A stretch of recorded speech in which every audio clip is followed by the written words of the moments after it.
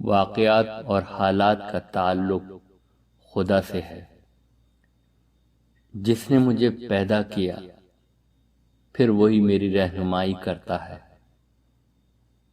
اور جو مجھ کو کھلاتا ہے اور پلاتا ہے، اور جب میں بیمار ہوتا ہوں تو وہی مجھ کو شفا دیتا ہے، اور جو مجھ کو موت دے گا پھر مجھ کو زندہ کرے گا۔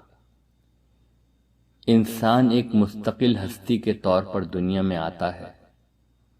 اس کے اندر عقل ہے جو خیر اور شر میں فرق کرتی ہے، جو جزیات سے کلیات اخذ کرتی ہے اور محسوسات سے معقولات تک پہنچ جاتی ہے۔ آدمی کے لیے یہاں نہایت اعلیٰ درجے پر وہ چیزیں موجود ہیں جو اس کو مسلسل رزق فراہم کرتی ہیں۔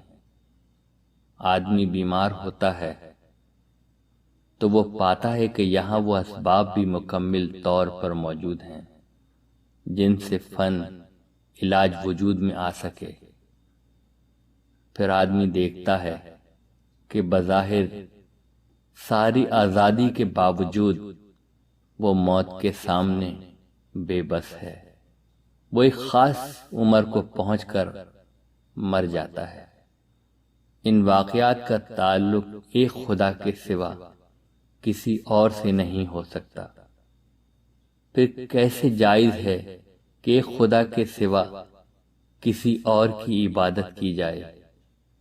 مزید یہ کہ اس معاملے میں آدمی کو حد درجہ سنجیدہ ہونا چاہیے، کیونکہ یہی واقعات یہ اشارہ بھی کر رہے ہیں کہ جو خدا یہ سب کر رہا ہے وہ انسان سے حساب لینے کے لیے اس کو ایک روز اپنے یہاں بلائے گا۔ موت اسی بلاوے کا آغاز ہے۔